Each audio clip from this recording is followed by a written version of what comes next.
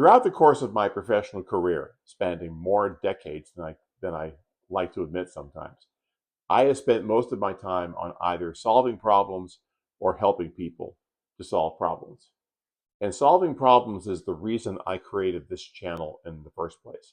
It wasn't just to provide commentary on individual things or individual outrages that may be happening on a daily basis. It was to get into some analyzing where we are and to come up with some actual solutions that we can talk about. So one of the things I have learned in all of my years in helping people to solve problems is that the first step in solving a problem is to recognize that it exists. Now that takes me to where we are today as a country.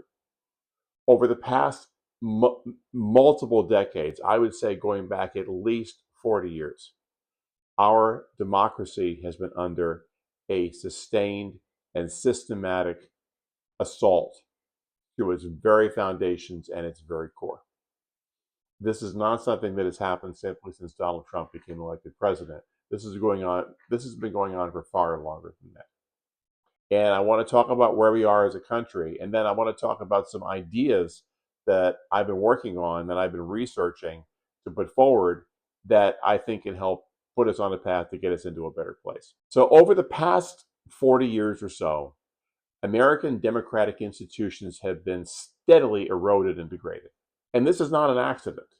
The efforts to undermine the effectiveness of our democratic institutions and the efforts to undermine public confidence in those democratic institutions has laid a groundwork for a group of people to take power who are simply now using the system strictly for their own personal enrichment and personal benefit. The level of corruption that we are now seeing in this country is beyond staggering. I have heard commentary that says we are in a Watergate level scandal virtually every day. Amount of graft and corruption, the amount of outright theft of people's resources that we're seeing now is simply astounding. And the other thing that I think people need to understand is that that in itself is the objective. It's not the other issues that people may want to come up to divide us against each other. The corruption is the point. The corruption is the objective. And that corruption was not possible 40 years ago. You would never have seen people to be able to successfully unleash the kind of corruption upon our society we are seeing today, because the checks and balances simply would have stepped in to prevent it. The American immune system would have stepped in to prevent it. Well, now that immune system is so severely compromised that people are now able to take advantage of it in a way. We're now able to take advantage of it to their own benefit. Add to that the additional tools that they have at their disposal through AI-generated misinformation campaigns. They're able to basically have a populace that is hopelessly distracted and hopelessly divided, and which allows them to essentially do whatever they want. And this goes back to one of the fundamental warnings that was given to us back in the 1930s by former President Franklin Roosevelt. And I think this warning is more applicable today than it ever has been before. We must especially beware of that small group of selfish men who would clip the wings of the American eagle in order to feather their own nests. And that is very much what we're seeing today. Now, I come at this with a sense of optimism because I believe that we are on a path as a country to throw off the current MAGA regime. I believe that unless the Democrats snatch defeat from the jaws of victory, which is also always possible, I believe the Democrats are going to romp in the midterms this year. And I believe that the Democrats have an excellent chance of retaking the White House in 2028. I believe J.D. Vance is a weak candidate. I believe Marco Rubio is a compromised candidate. I believe neither of them is going to get very far, and I think that a good, solid Democratic campaign can retake the White House. So what I want to talk about here is a situation that once we get there, then what? I hear people talking about, oh, we have so many things that we need to fix, and then what? Well, that's what I want to talk about today. And I've been working on this for quite some time. And what I want to put forward is a set of ideas that I think will hopefully get us into a better place. Now, when Donald Trump took office, he had a roadmap. He had a game plan that was created by a number of his key supporters. It was called Project 2025. That Project 2025, Trump tried to distance himself from during the campaign because it seemed so very, very extreme, but it was the core of his playbook. And he has been executing that playbook to perfection since he retook the presidency in 2025. So what I want to propose as a counterweight to that is looking forward to our retaking control of the government in 2029. I want to propose Project 2029. So what is Project 2029? This is a series that I'm going to be creating that I want to introduce to you in this video, and then I'll be doing deeper dives into each of these pieces in the coming days. And I really want to get people's feedback. I want to get people's commentary. Please like and share this video, like and share these videos. I would love to get commentary, and I would love to get discussion on some of these ideas. But here are some fundamental principles I want to lay out. First of all, large-scale systematic reforms are needed to bring the government accountability back to its people. We need, and people, one of the things that has happened over the last 40 years is that as people's trust in institutions have been eroded, and as people's ability to influence events has been taken away, they don't feel they have a voice. They feel, why should I bother? Why should I bother vote? It doesn't matter. Why should I bother showing up to a meeting? It doesn't matter. I have no ability to do anything. That's the point. They want you to think that way. So we need to give people a voice back in their own government again, regardless of whether they consider themselves to be liberal or conservative. We need to reestablish the checks and balances that existed in our government that kept bad actors at bay. And that means sharpening the double-edged swords. These are protections which should be in place regardless of which party may be in power at any given time. And this is not something that we're going to be able to fix overnight. I think this is one of the problems that I think this is likely to run into, is that we've developed a society that expects, even demands, instant gratification.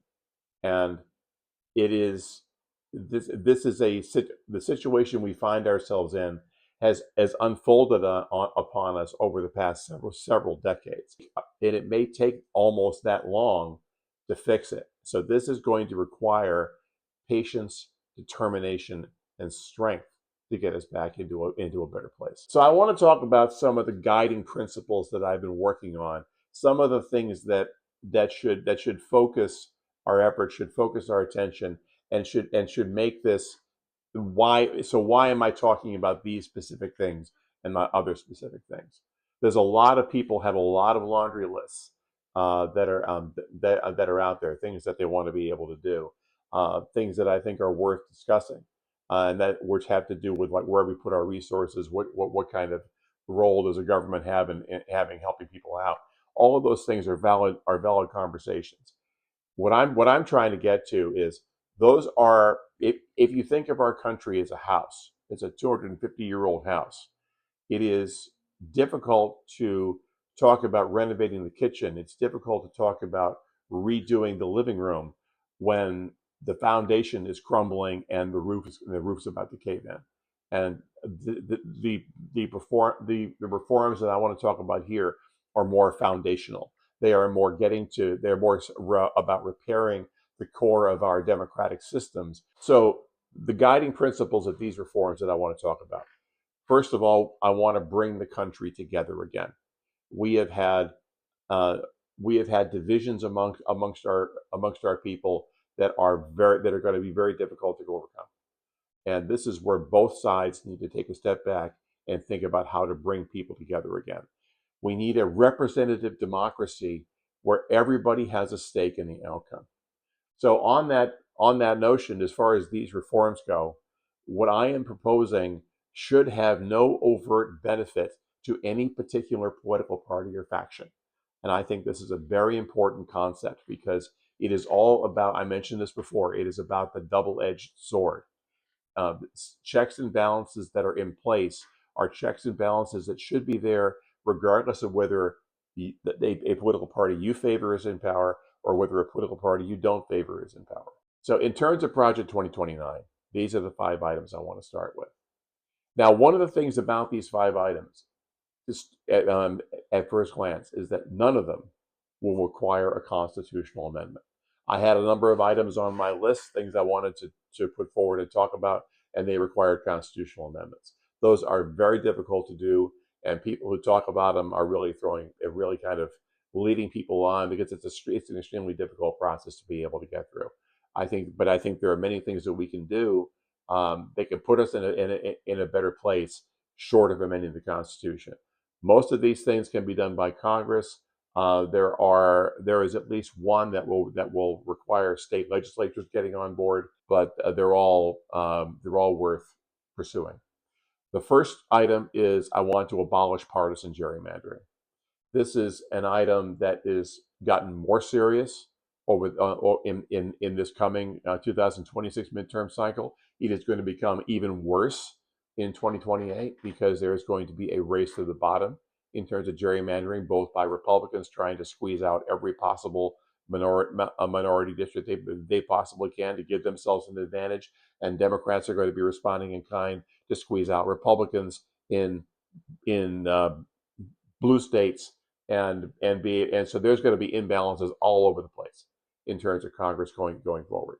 We need to reset that. We need to get back to a point where we are banning partisan gerrymandering because it is a cancer on our democracy.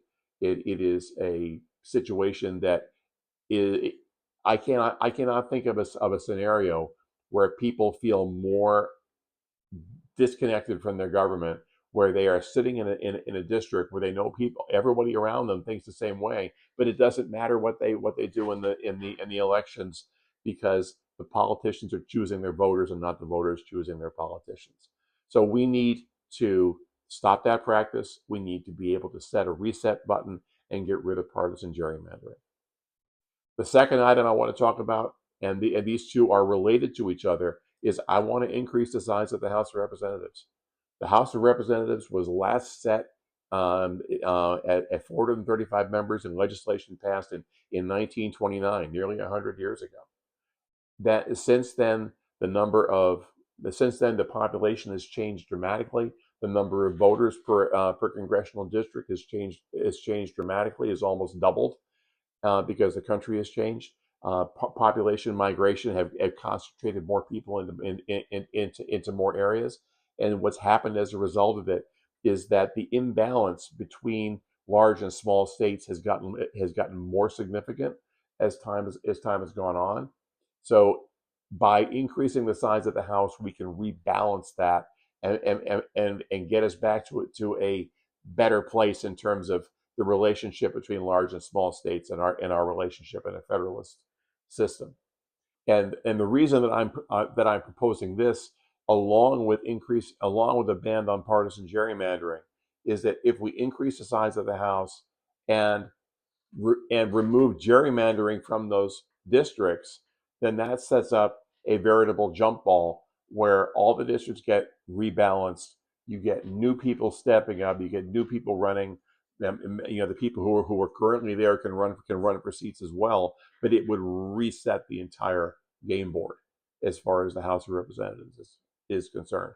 And while we're also on the subject of partisan gerrymandering, I also think, and this is where the states can also step up, we need to do the same with state legislatures, with state judge positions, to the extent those are elected, with city councils. We have gerrymandering problems in this country up and down the spectrum between federal, state, and local government. And that needs to be something that needs to be taken care of and rooted out. The third item I want to talk about is term limits for the Supreme Court. Right now, a Supreme Court nominee is like a specter because Supreme Court justices serve for life. Um, every time somebody runs for president, all of the scaremongering comes out saying, "Oh, they're going to appoint the Supreme Court justice that is going to do X to you, and you'll never be able to get rid of them." I think we need to change that balance and allow for Supreme Court members to roll off in a predictable way. So I want to talk about changing the appointments of the Supreme Court so that there are term limits on that, and we'll talk about that in more detail. So the next item I want to talk about is reforming the Electoral College. And there are some on the far left who want to get rid of the Electoral College completely. I don't agree with that idea, but I think that we can rebalance the Electoral College in a way so that electoral votes are assigned by state in a more fair and predictable way that will not only rebalance the relationship between large states and small states, but also put more states in play. We have a relatively small number of states that even matter in a presidential election.